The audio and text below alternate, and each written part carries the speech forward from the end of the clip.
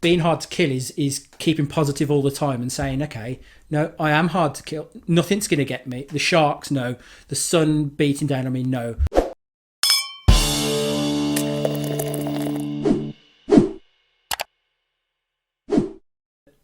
During traumatic moments, so when there's things traumatic happening, very often you have to survive it in that moment. So you have to do everything you need to do to survive. You need to do things to take your mind away from that moment. You need to survive it, but knowing that something better is going to happen further down the line. And I think you've got to stay positive. You've got to find the good things all the time, whether it's the birds singing in the trees when you walk outside, or the sun coming up, or whatever it is. Finding tiny things that makes things worthwhile, and so you have to stay positive in the moment. But traumatic events are I think in that moment the toughness comes from just surviving. I remember that moment thinking about that. Oh God, that was tough, but I'm fine now. That was horrible. Oh my God, in that moment I don't know how I put with that, but I'm fine now. So that's it. And it's to do with like one of my mantras of life is be hard to kill. Be hard to kill. What does that mean? Be hard to kill. Try and kill me. I'm hard to kill. Okay. But then it doesn't just mean try and kill me with a knife. It means like whatever the situation is, be tough. Make it hard that life can't. Do you understand what I'm saying? Like life can't take you out. Be hard to kill. Be hard to kill. And in that moment, in that survival moment, that's when being hard to kill is important, because in a traumatic period or event, it's very easy just to accept. It's like, for example, you put being hard to kill into different traumatic events, such as you're drowning or you're in water. Probably not the best example because you're afraid of water. No, like a fish. But say you're on a boat and you're in the middle of the sea, your boat capsizes, you've just got something to hold on to and just float, and you keep thinking to yourself, and you don't know when the end's coming, when you're going to be rescued or anything else. The idea of be hard to kill is you've got two choices. You either give up and you say, I can't do this anymore. In that case, you're not hard to kill.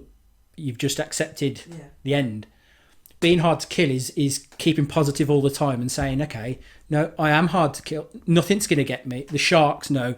The sun beating down on me, no. Nothing. Do you know what I mean? I mean, the human brain, the control that the human brain has over your body is immense.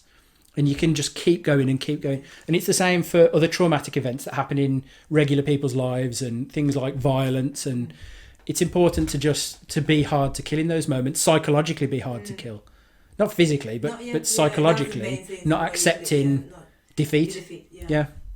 So, like, what have you got any tips? Have you got anything that you like for people who are saying, okay, how do you get through tough moments then?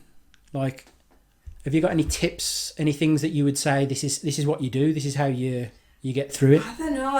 If I think of my own experience, I think it's just everything is just temporary. Not things change. Everything change. Yeah. Everything change. They do. Any problems is gonna be just forever. So just change. Just move on. Yeah. Yeah.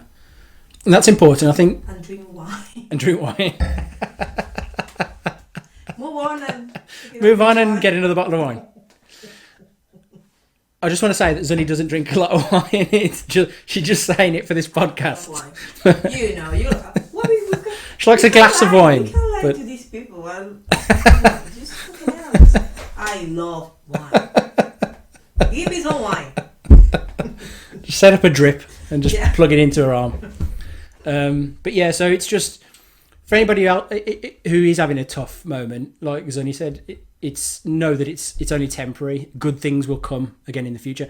I think another tip that I was thinking of was, along with what like the temporary thing that you said, staying positive, thinking, and I think something more. Yeah. And I think there is something there. And I think that it's important. It works for me because we now with my mum now. obviously my mum now. Still, my mum's had a stroke now, Yeah, and my mum's in a care home. She's fully disabled, so it's a tough moment now for us again. But for me, at the moment, it's important to think what is going to happen in the future and to plan towards that, so that then your mind is filled with planning and preparation and thinking, how am I going to get to that that I want to achieve. Your situation now is not what is going to be your does that make sense? Yeah. Whatever is happening now is not what's going to be tomorrow. Yeah. Because things can change. Yeah. But there's moments. What I'm saying is the moments where you're feeling you're feeling the pressure. You're feeling it on the weight on your shoulders. So how do you deal with that? And I think how you deal with that in the moment is you need to have some project. Yeah. For me, I need to have a project, a future project it's not just me saying, okay, this is going to end eventually and we're going to be able to move on. It's about saying, what is that moving on to? What are we going to move on to? And I need to have that focus. Yeah. So I think people need to ask themselves, what do I want? What do you want? Yeah. That's it. What do you want? And go for that. And because some people don't do that, that's the problem. Some people don't know what do they want. No, I know, but that's what I'm saying. But in the moments where they're having a tough moment, if they don't know what they want and they're not planning for what they want, that's when it gets too much. They get stuck because you feel like, okay, this is the end. Yeah. There's nothing else. Yeah. That's why it's important to have that focus and that target, that objective, that goal.